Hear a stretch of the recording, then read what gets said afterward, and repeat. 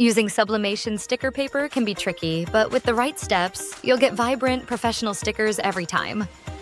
First, start by designing your stickers at the exact size you want, using bold, saturated colors. Avoid white areas since sublimation ink is transparent and won't show up well. Next, print your design on sublimation sticker paper using a sublimation printer and ink. Make sure to set your printer to high quality and load the paper correctly to avoid smudges. When heat pressing, set your temperature between 385 and 400 degrees Fahrenheit, and press for 30 to 45 seconds with light to medium pressure. Use protective paper on both sides to prevent damage. After pressing, let your stickers cool completely before peeling to avoid smearing. Finally, cut your stickers carefully with scissors or a cutting machine. For durability, apply a clear laminate or waterproof spray, especially if your stickers will face water or heavy use. Follow these steps and you'll avoid common mistakes and create long-lasting sublimation stickers.